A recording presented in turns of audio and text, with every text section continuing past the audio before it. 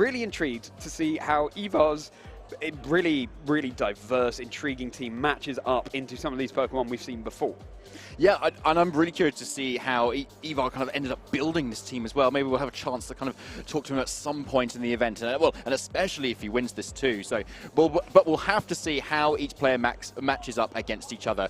So here are both players here. No obvious kind of accolades to speak of at the moment, but like seeing as where they are now and how well they've been doing it, and especially the name that Yvar is making for himself here today, I think we're going to see great things in the future. Yeah, and this is the thing, right? This is one of the most exciting things. Yes, there are no achievements that we're displaying on screen, but it just goes to show this is their first one. Day 2 of the Malmö Regional Championships 2023. You can be a new player and still achieve fantastic results like this. So I'm thrilled that we get to feature 2 players who we haven't really seen before on stream.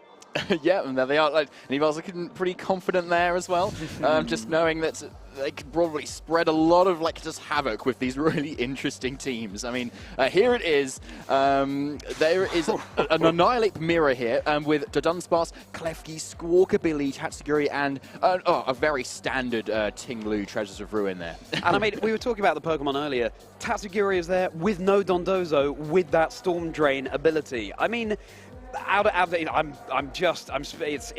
almost lost for words. If I were lost for words, I wouldn't be a very good caster. But fortunately, there are still some words in my mind to talk about this team, because look at that rapid spin on Tatsugiri as well. And Serene Grace on the Dunsparce, that's going to be able to wreak havoc with moves like Rock Slide that have that flinch chance. Of course, Serene Grace makes those additional effects of moves more likely to occur. So, wow. And Klefki there setting the screens as well.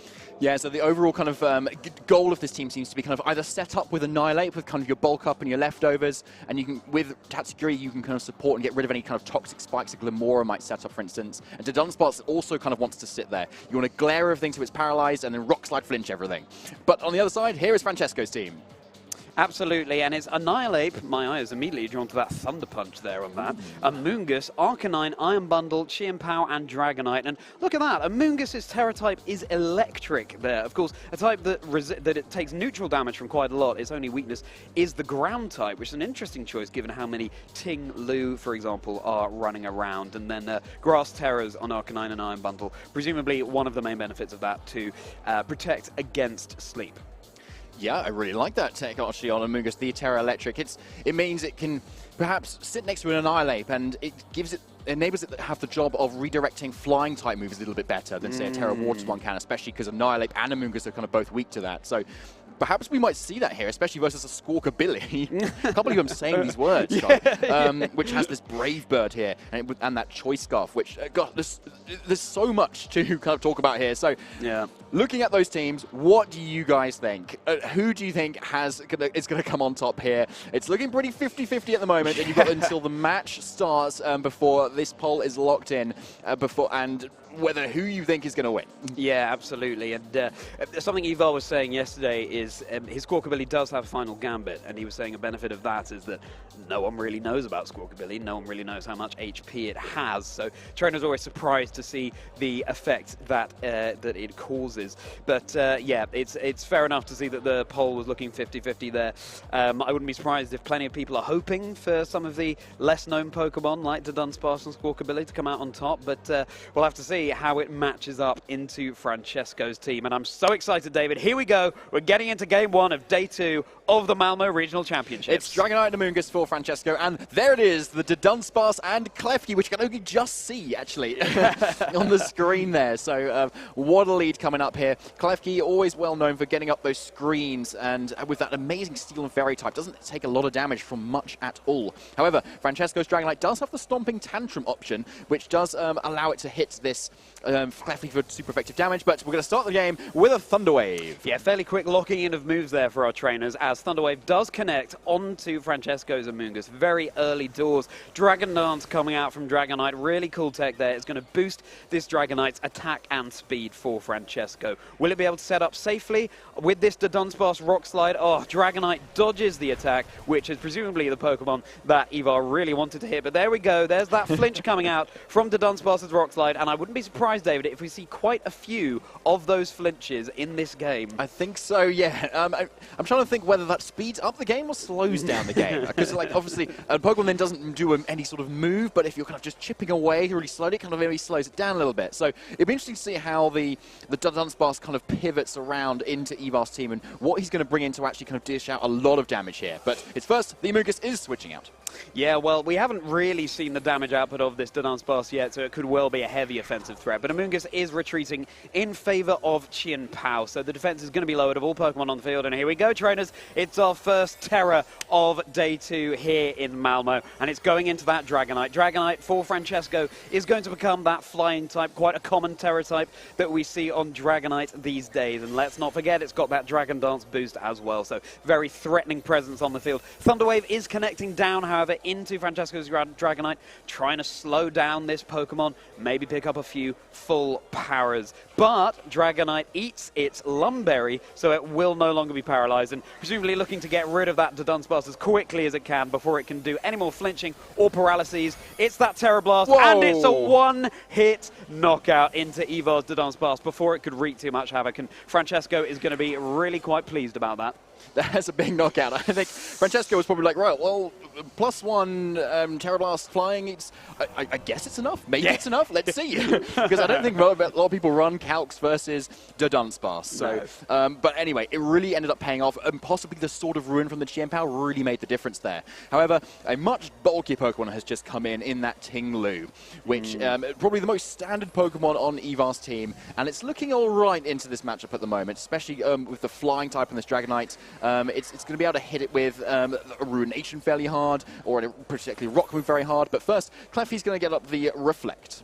It is, so physical moves aren't going to be dealing as much damage here, despite Chien-Pao's Sword of Ruin ability. A little bit of chip damage onto Klefki. Stomping Tantrum as well will be enough for the knockout, despite the Reflect. Of course, it is a super effective move against the Steel type of Klefki. So unfortunately, Yvar is down to his final two Pokemon pretty early doors in this game. Ruination is going to be able to connect onto Francesco's Dragonite and bring it down to half health as his final Pokemon. Annihilate joins the field.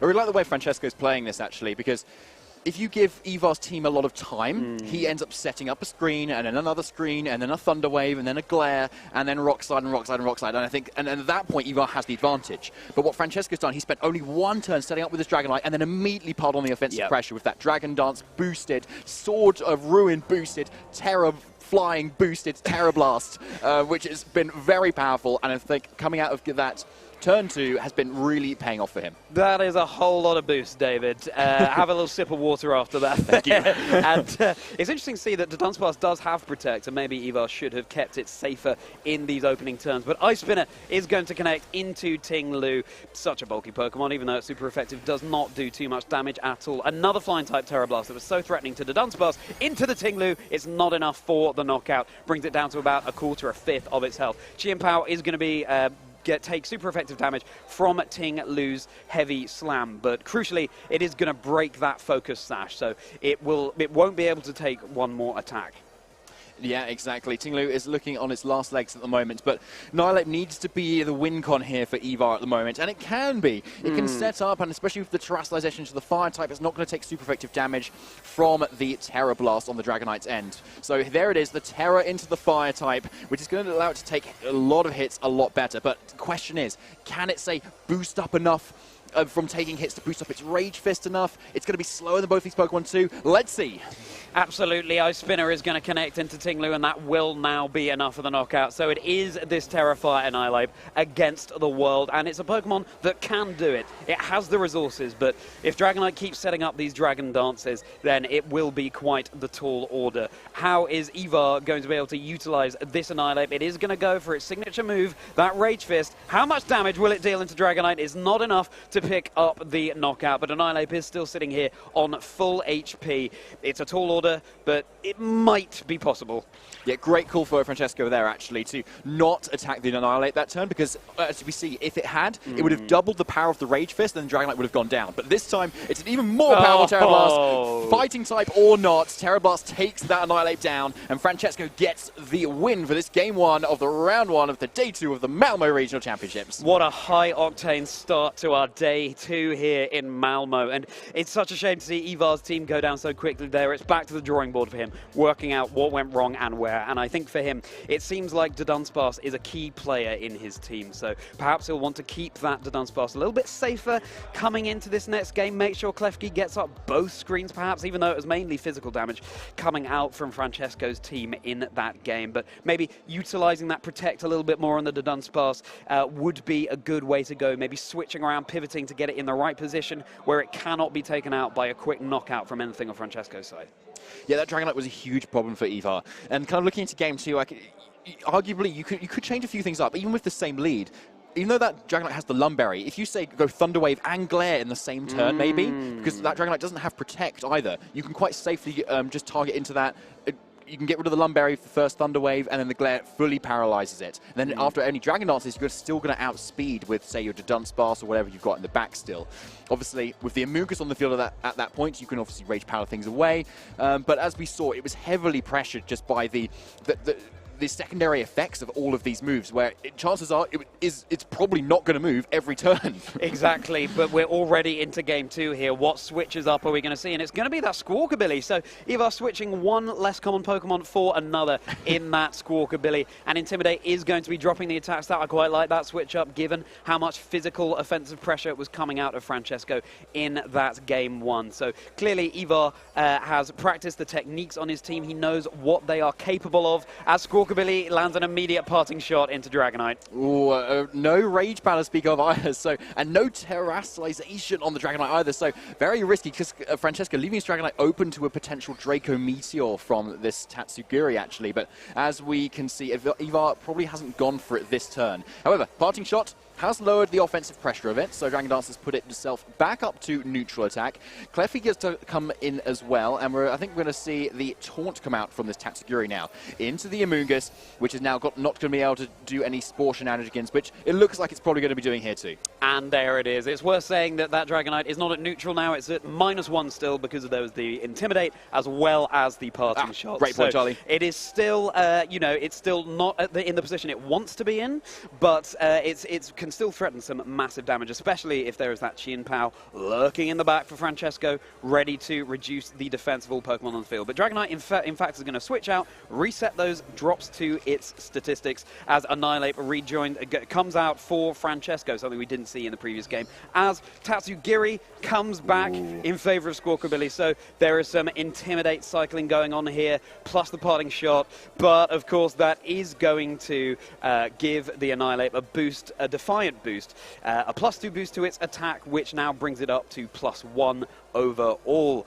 Clear Smog coming out from Amoonguss into Francesco's own Annihilate in order to not only reset the stats of Pokemon on the field, but give Annihilate an immediate Rage Fist boost. And, Poison is a type that Annihilate resists, and I really love that technique. Yeah, it is cool, but yeah, it has just gone down -1 attack now because it had got the Defiant boost. That's true. So, so Rage Fist is boosted a little bit, but it's also one step back at the same time. But anyway, building up that Rage Fist, though, is something that might be quite good in the long game here, because it seems like Yvar is playing this game a little bit slower at the moment. Kind of Intimidate, parting shot cycling, Klefki's there to set up screens as well. So the more Annihilate gets boosted in the early game, I think is going to really pay off for Francesco a little bit later when an inevitable Dunsparce might come in. Yeah, well, potentially. I think when we've seen in his team preview there, when we saw him going through his team, it's not there, but Amoonguss is going to take about 2/3, 3/4 of its health just from that Brave Bird. So Squawkabilly proving the amount of damage that it can put out. A Drain Punch going into Klefki. It's going to bring Annihilate back up to basically full health. A little bit of chip onto Klefki there, and Annihilate is having these Rage Fists boosted really quite swiftly. And Yvar is going to have to do something fast about this Annihilate. It's all very well and good trying to target down the Amoonguss, but perhaps he's reacting a little bit too late to the boosting up Annihilate on Francesco's side. Yeah, so that's 2 Clear Smogs now, so the Rage Fist is 150 base power. That's really looking really scary and really strong. However, there is a normal type on Yvar's team in that Squawkabilly at the moment still, so he can still kind of use that, especially if he switches it out at some point, to then threaten the switch back in, which means Francesco's Rage Fist kind of targeting redirecting is not as safe. Yeah, exactly, because the normal type, of course, is immune to the Ghost type, and a much later Terra in this game as opposed to Game 1, and it's coming into Francesco's Annihilate. Makes a lot of sense. It's really threatening in this position, and it is that Terra Fire, a really popular choice in Annihilate, so that it cannot be burned and reducing its attack stat. But Thunderwave is going to connect into Francesco's Annihilate. This is just something you have to deal with on this kind of team composition. Annihilate is hopefully going to be able to break through the paralysis to deal some massive damage. Brave Bird connecting into the Dragonite, a little bit of chip there. Squawkabilly takes a tiny bit of recoil, and there we go. There's our first full power of the game. Really, this game may well come down to how many paralyses this Annihilate is going to be able to break through. Yeah, I think it is, actually. It's starting the chain now, Yvar. He's setting himself up. Thunder Waves, we might see some more parting shots. And yeah, as you say, there is the Annihilate there, which is going to be positioned at some point, I'm sure, to kind of take on the rest of this team. And now, knowing that Yvar will have the speed advantage thanks to the Thunder Waved Annihilate on the other side, all he kind of needs to do now is get to the point where he's powerful enough to take that KO. But here it comes in, and is it safe this turn? Let's see. Battle of the Annihilates as Thunderwave connects into Dragonite as well. It's very accurate Klefki that Yvar is running there, connecting all of the Thunderwaves so far. Of course, that Lumberry is going to activate, but on the next turn, that Paralysis will stick around because the Lumberry is now consumed. Stomping Tantrum into Yvar's Klefki. Thanks to the Reflect, it is not going to pick up the knockout this time, despite being a super effective move. A massive Rage Fist, though, is definitely going to be enough to pick up the knockout onto this Klefki. So no more Thunderwave shenanigans from that Pokemon. However, the Dragonite is now in, but it can no longer Terra into the Flying type. So it's going to maintain its Dragon type, and therefore it's going to always be weak to the Draco Meteor of this Tatsugiri that Yvar is considering switching in at the moment. And with no Protect either, the only way to keep itself safe is to switch out, and then for the Annihilate to, hopefully for Francesco, hit it with a Rage Fist, which will probably get the one-hit KO, assuming it gets through the Paralysis. But so you've got two quite big threats here at the moment that Yvar's kind of positioned in at the moment. So I think Yvar is in the driver's seat, but still that Annihilate can just pick a slot, and if it gets through, it's gonna one-hit KO something. Yeah, exactly. And it's interesting to see that Yvar's Tatsugiri isn't running a Water-type move at all, so that could have been super effective into the now Terra Fire Annihilate, but he doesn't have that option open to him. He's not able to pick up the KO on this Annihilate especially quickly, so it will have to be a few full powers in a row, I think, for Francesco, if Yvar wants to stand a chance against this Annihilate. But it's time for Yvar to Terrastalize his own Annihilate into the Fire type, so it really is a face-off between these two Annihilates here. Here it is, Fire type Annihilate apiece. So we'll have to see how it kind of plays out now. Extreme Speed actually goes into the Tatsugiri, and Annihilate goes for the bulk up. So maybe with a Reflect and this defense boost, it might be able to survive a Rage Fist coming out, actually, from Francesco's Annihilate. We'll have to see. Rapid Spin, though, is the choice into the Annihilate. So both these trainers kind of able to boost up their own Annihilates with their own moves.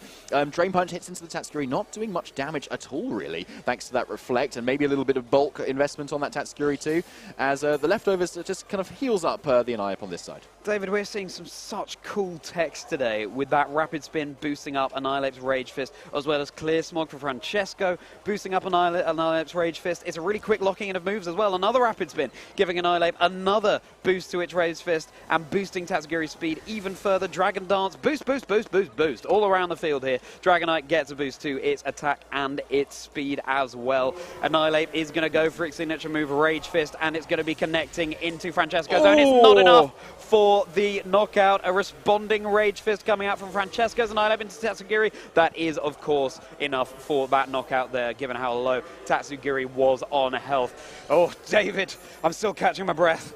Yeah, okay, this is getting really tense now, because the Dragonite's also kind of boosted up and is now definitely faster than this Annihilate, but with no Terra Fire flying at Terra Blast, it's not going to be as strong as the other options that it's got. It can Extreme Speed, but it's not normal type. It can Stomping Tantrum, which is super effective, but it has had its defense boost and the Reflect on the lineup, so I think it's going to live and attack. However, yeah, the Intimidate has boosted the Annihilate's Defiance, but it is very slow at the moment, and then with that Assault Vest, it can't protect either. So I think the Annihilate is kind of sufficiently dealt with here.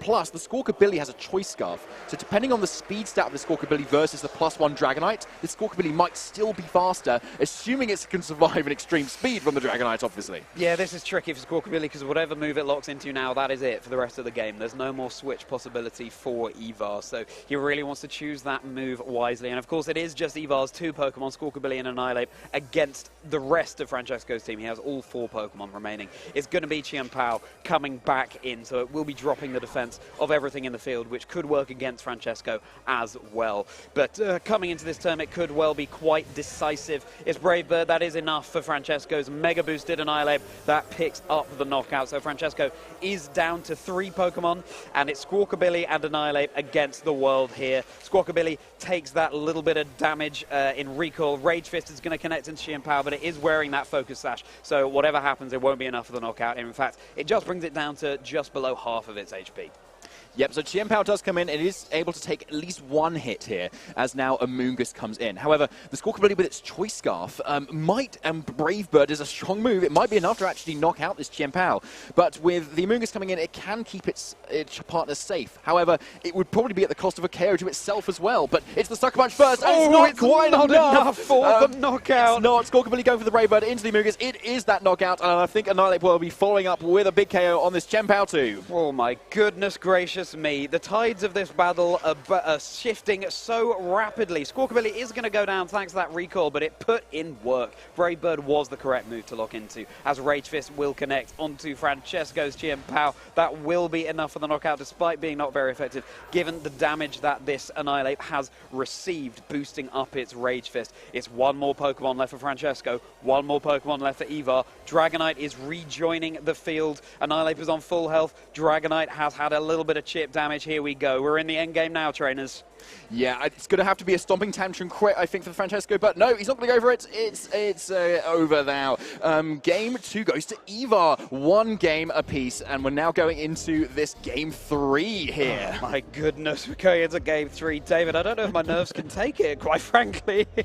We're on the desk, head in hands. We cannot wait to see what's going to happen in this game 3. Yvar made exactly the switch up that he needed to make, bringing that Squawkabilly. It put in so much work, and it was a much better pick than the Dudunsparce in the end. Don't get me wrong, love to see a Dudunsparce on stream, but I equally love to see a Squawkabilly because it's a Pokemon we so rarely see.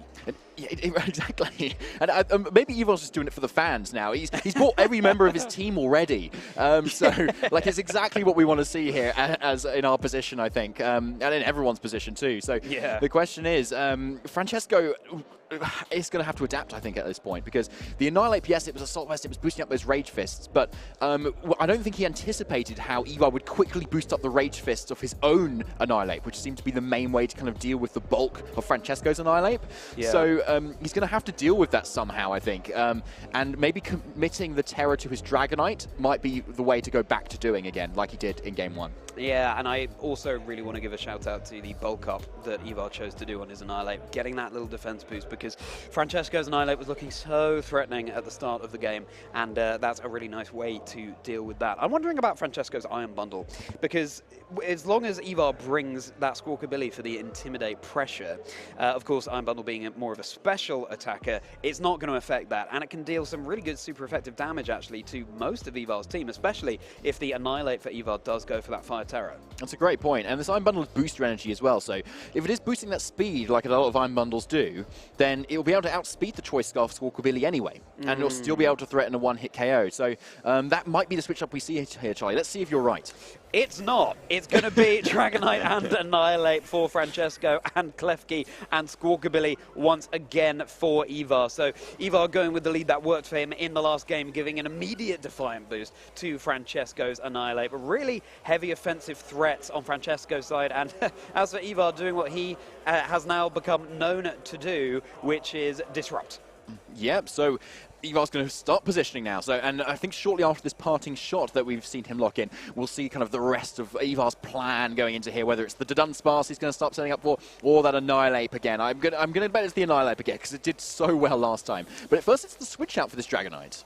Yes, Dragonite is going to retreat to safety for Francesco, and Amoonguss is going to rejoin the field here. So Francesco playing Yvar at his own game and trying to disrupt a little bit. Annihilate is going to be paralyzed by that Thunder Wave from Klefki, which I believe still still has not missed a single Thunder Wave. Absolutely unbelievable. As parting shot comes out into the Amoonguss, Francesco's Amoonguss can take that far better than a Dragonite would have been able to. Amoonguss, of course, is not known for its offensive capabilities, but that is by no means to say it can't provide anything on the field. Amoonguss is one of the most useful Pokemon ever. Tatsugiri rejoining the field for Yvar here. So Annihilate does get that full power as well, so it won't be able to provide much utility at all this turn.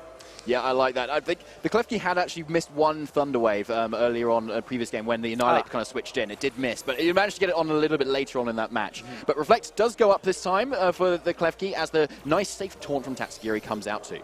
Yeah, exactly. Amoonguss, that is one way to shut it down as long as it's not carrying the Mental Herb. Amoonguss won't be able to go for annoying status moves. It's a critical hit from Drain Punch onto Yvar's Tatsugiri. Pollen Puff is not enough to pick up the knockout, so this Tatsugiri probably has one move left in it, and it might be able to go for some massive damage with that Draco Meteor. You can see Yvar cycling through his options, deciding what the best course of action is. Yeah, do you want to save it for like the Dragonite in the back is the question, but even if you do, you've got an extreme speed threat right there. Yeah. So it's something that can always going to be picked off. So I don't know, you may want to just keep it in now, just drop a Draco and just get a lot of damage off before you go down. And even if you don't, you've still got that rapid spin that you can kind of use to boost up your own Annihilate if you want to then switch that in from the Klefki. But it is going to be that switch out for now.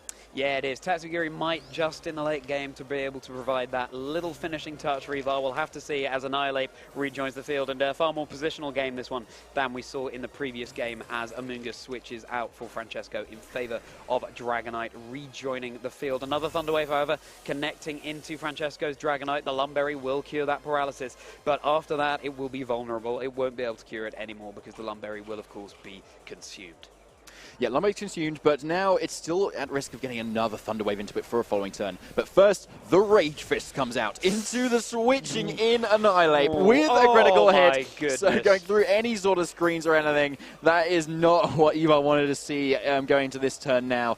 But going into this following turn, Klefki can still Thunder Wave Dragonite, and because Annihilate is immune to extreme speed, it can still get off one attack this turn. Whether that's because if it's a Rage Fist, it's going to be 100 base power. So it's going to do a lot of damage, but Francesco still has the ability to Terror on his side, so he can Terror defensively on his Annihilate, maybe into the Fire type to take the said Rage Fist a little bit better. Let's see how he responds as Amoonguss joins the field once again, as it does in so many games. Exactly. Perhaps Francesco is just playing around the potential Thunder Waves from this Klefki, and there it is. It's connecting down into the Amoonguss, so that will now be paralyzed as well. Yvar knows that if Francesco's Pokemon aren't able to move, it will give him a huge advantage. It's Rage Fist going into Yvar's own protected Annihilate there, so it will be sticking around on the field for slightly longer, getting a little bit of crucial recovery from that leftovers item that it's holding. Yeah, it's a nice option to have, but now the Tatsugiri isn't on the field to threaten a taunt, this Amoonguss is kind of free to go for a Spore right now into kind of either slot. So, assuming it gets through the paralysis, of course. So, it's a pretty tricky situation for Yvar at the moment, unless he does want to get in that Tatsugiri, because it is the safety goggles. So, let's see if he's done that switch, or if it is the Squawkabilly, though. So, it's going to be another Defiant boost for the Annihilate, Charlie. Yeah, it is. It's a really... he's playing with fire here, especially if Francesco's Annihilate does go for the Terror, which something is terroring, and I believe it will be it's one of the Pokemon on for Francesco, and it is that Annihilate. So playing with fire indeed. Annihilate is now the Terror Fire type, and it's got a couple of Defiant boosts to its physical attack stats. So Rage Fist is going to be dealing huge damage. Dazzling Gleam, of course, Annihilate now resists that being a fire type. But yes, there we go. Yvar has switched in his Squawkabilly, and because it's a part normal type, the Rage Fist doesn't affect it. RNG giveth and RNG taketh away. Having Yvar taking a huge crit, the paralysis does kind of buy him a really nice turn there. But it's the final Gambit from Squawkabilly going out and revealing how much HP it has there. So Francesco knows exactly how much it has now, if he hadn't already. And that's a huge amount of damage. It doesn't believe it's still not quite enough. But an excellent use of that move to be honest, to get past sort of any sort of bulk shenanigans. An excellent use, but as long as Annihilate is still on the field, all those moves do is bulk up Annihilate's Rage Fist move. So it's, you know, it was worth a try from Yvar. It wasn't quite enough. His two Pokemon in the back are on such low health, and he's exhausted his resources really quite swiftly. And, you know, I still take my hat off to him. He had to do something. It's worth a try. It did not play out in his favor in this position, but let's see how this turn plays out.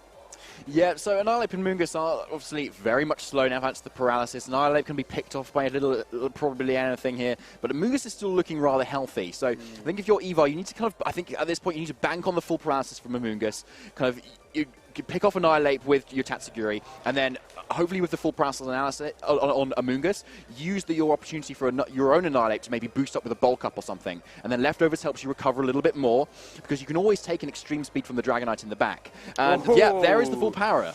There is the full power. Looked like Amoonguss was going for a Protect there, given the speed with which it moved. Bulk Up does come out from Yvar, so it will be boosting the capabilities of his Annihilate. Tatsugiri is able to connect Taunt down into Francesco's Amoonguss, so it won't be able to go for status moves in this position. It's Rage Fist. It's a very powerful one at that, coming out from Francesco's Annihilate into Tatsugiri. Enough, of course, for the knockout. But Yvar's Annihilate was able to get basically a free Bulk Up there.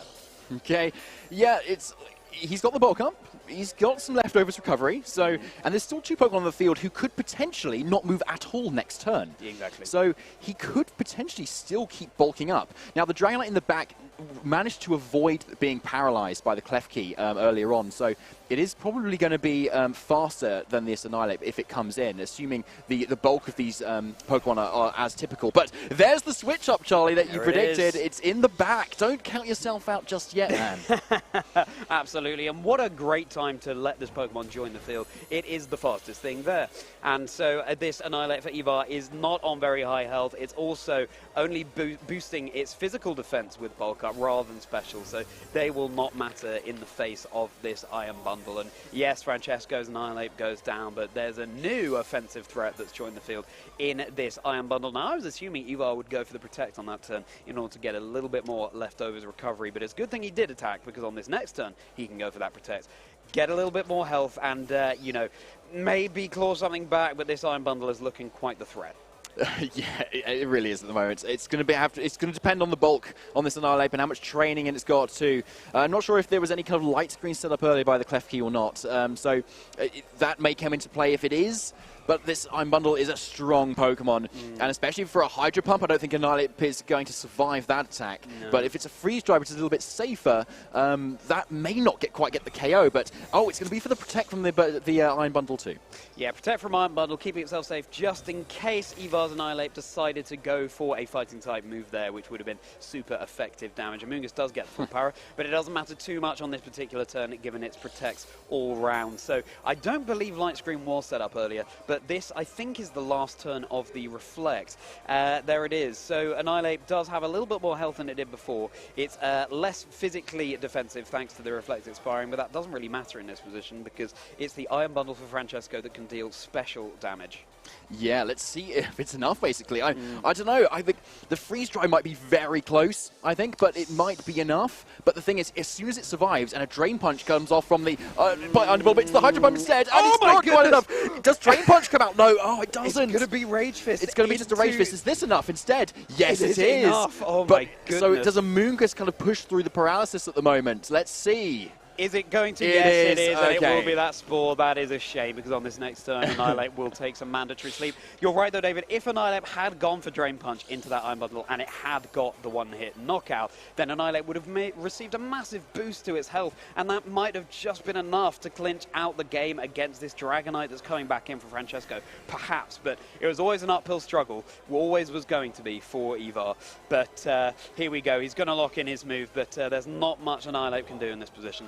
Yeah, Amoonguss broke through when it counted for Francesco, so Stomping Tantrum is able to finish up the game, and Francesco takes the win of this first round of the Day 2 of the Malmö Regional Championships. Oh my goodness, David. What an insane first game to feature on Day 2. I'm not sure I've ever seen such a high-octane first match in a Day 2 on stream. And there he is. There's your winner, Francesco Iozzia. And he was able to beat all of the less conventional Pokemon on Yvar's side in that Squawkabilly and Dudunsparce. I mean, of course, I'm slightly disappointed not to have seen more of the Dudunsparce, but at least we saw Squawkabilly putting in a huge amount of work.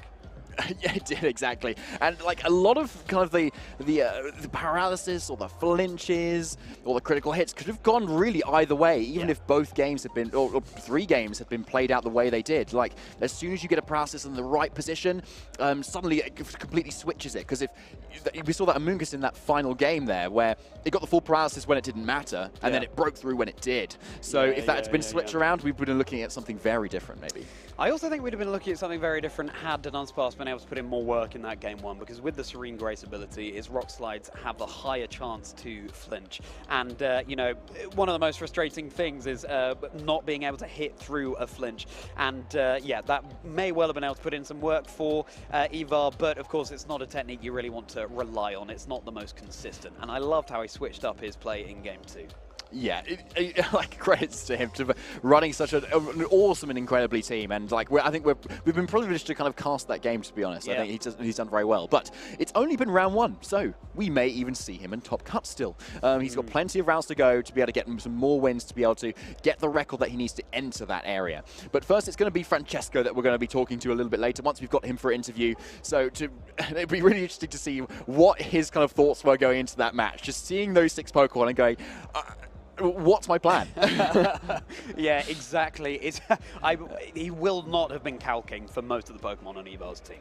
There's a chance that yesterday, over the course of the day, he'd have heard of the kind of team Yvar was running and therefore known what to prepare for. But yeah, those damage calcs are not something you're going to be able to deal with very easily. But, you know, in that final game, Yvar really went all in. He was saying he was using the final Gambit there. His Pokemon were on very low health and still was able to stick around in that game for a relatively long time with that Annihilate against the world. And again, had he been able to go for a Drain Punch into that Iron Bundle and it had got the knockout instead of the Rage Fist, and the Annihilate got a little bit of a boost to its health, possibly there was a world in which he'd have been able to clinch out that victory. I think a really key part of that game was the Lumberry on that Dragonite for Francesco. I feel like that changed it completely, because it meant that Klefki had to spend a whole extra turn trying to get a Thunder Wave on it, or the Dunsparce to kind of glare it down. So it was always going to have a much higher chance of just being able to go onto the field and then outspeed whatever Yvar had. And namely in that end game, it was able to outspeed the Annihilate very safely and just kind of click that Stomping Tantrum button without it having to go for extreme speeds, etc. So I think it really kind of pivoted things around.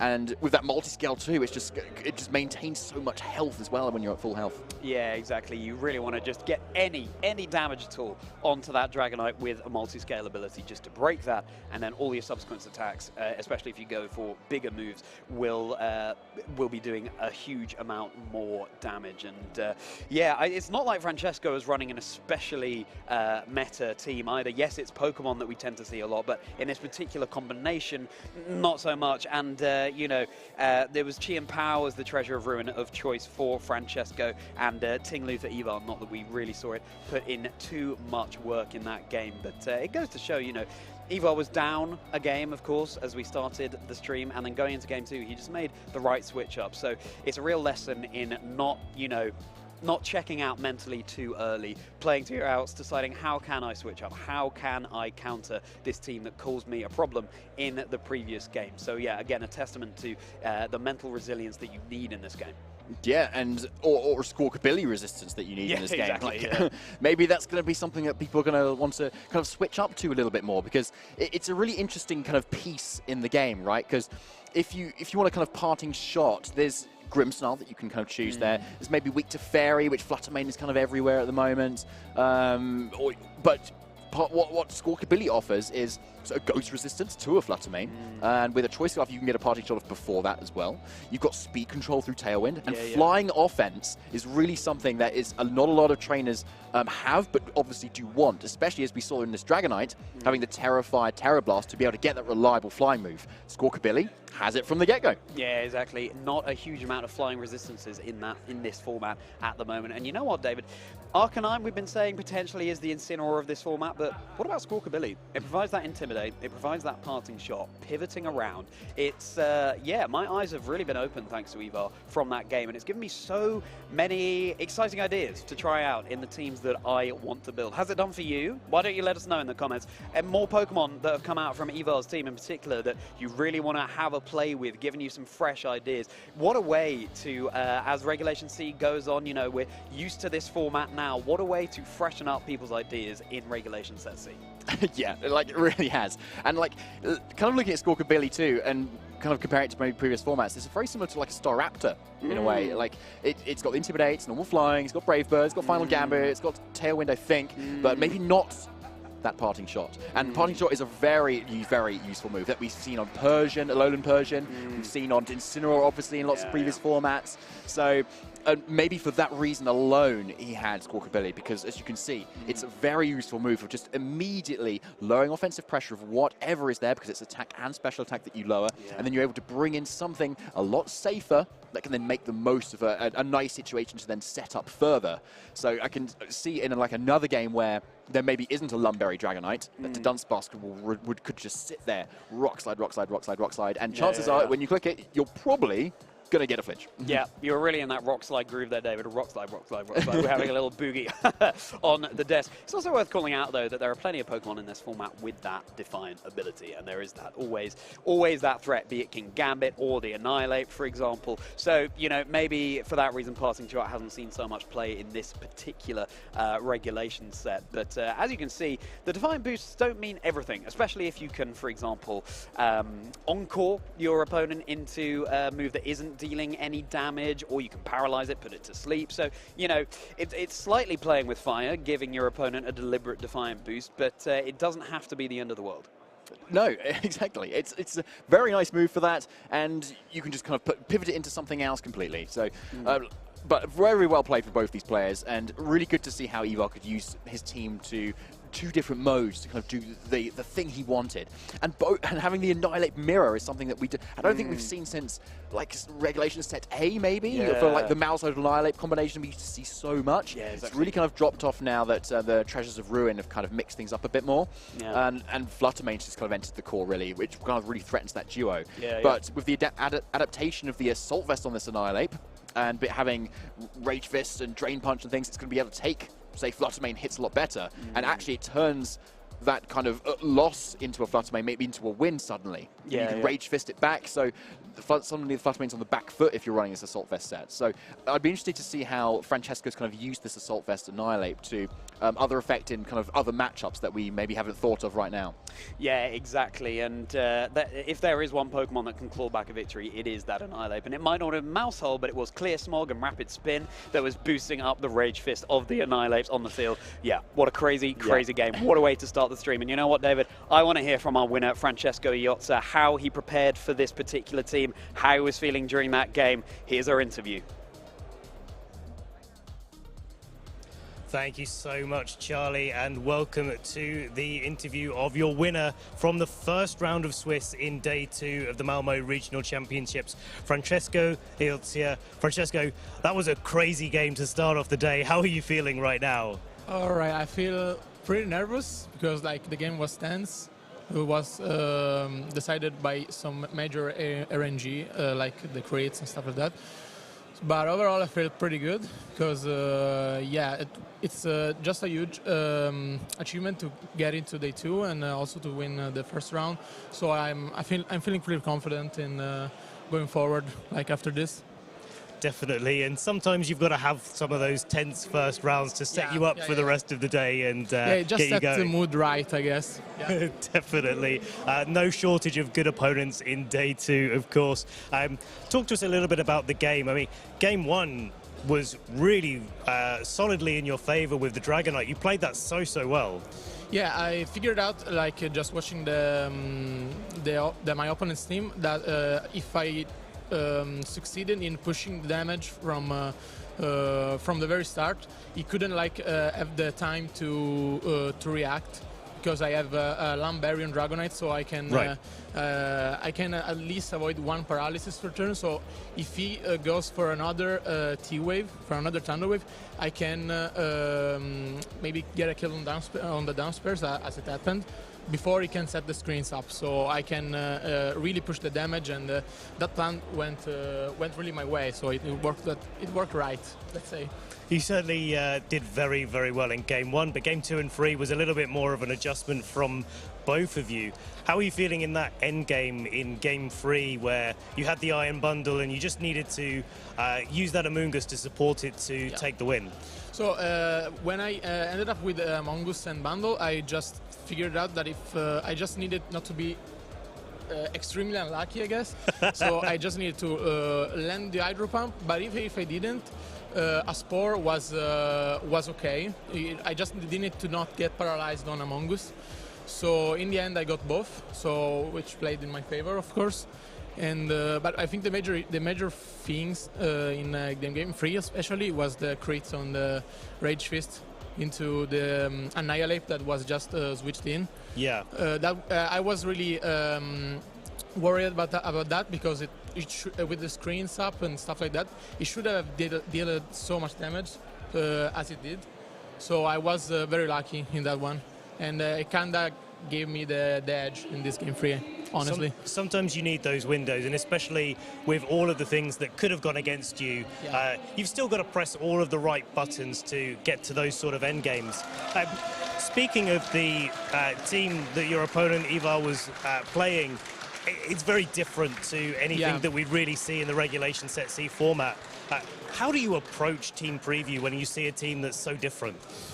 Well, usually I just try to rely on my strongest mon, which are like the more solid, like Among Us, and the setup ones like Dragonite, which Dragon Dance. I try to understand what he has to do to react to Among Us, to the sleep. So he is forced to bring basically Tatsugiri in on the lead. And that gives me time and room to play with the other mons of mine, and maybe try to put the game in my favor. Let's see, and yeah, basically this. Like I try to approach the game step by step, trying to think about what it can do about my best plays. So basically, the sleep in this case, which was his weakness, let's say. Definitely, it's a nice way to think about the game. Is like, hey, I've got all of these really strong Pokemon. Let's use them to the best of our abilities. It's really interesting to hear about. Taking another little step back, how was your day one? Obviously, you made it to day two with a great record coming in. But what was the crazy matchups that you've seen, and what sort of players did you come up against? Well, I played some very, very strong opponents like Maurice Uteg, is it pronounced? Yeah. And also Oliver Escolin, which were my two losses in Game 1, like in day one. When I lost to them, honestly, I felt like not too upset, because like I know I can face those opponents, and I can be confident about beating them, but I can also lose to them. Like, it's the game, like it can happen. So I didn't lose my faith in the day. So so I tried to bounce back from a 3-2 score to a 7-2, and yeah, I also faced a really strong opponent on the winning, which was Aurelien. And wow. I was lucky enough to pull that off. So I had very, very good games, honestly. Yesterday, the level was very high. When you're taking games against a player like Aurelien Sula, which I think they're one of the top players in top in championship points so far this season. So yeah, really congratulations for winning the winning in. Yeah, it felt pretty good. Case. Definitely. Just a last little note before we wrap it up and let you go to your next match. Have you got any shout-outs for anyone back home that's been supporting you or that you've been working with along this season? Okay, sure. I'll try to make it quick. So I give you a shout-out to Francesco Iozzia, my friend, who was who should have come in here, but unfortunately couldn't come due to the airport strikes that came in the Friday, so he wasn't able to attend this event. Lorenzo Tucu, who's a friend of mine from Rome, Daniele Zenzero, Francesco Urru, and Valerio, and all the friends from the Chargerbug community, which is a group of mine of friends. And yeah, also my family. Shout out them. Thank you so much. I'm sure they'll very much appreciate that shout out. Francesco, thanks for your time. Thanks for joining us and speaking so much about your thought process going into the Malmö Regional Championships. I'm sure everyone at home will be able to take a lot from that. We're going to cut to a short break now, but don't go anywhere. We'll be back very soon for round 2 of the Malmö Regional Championships.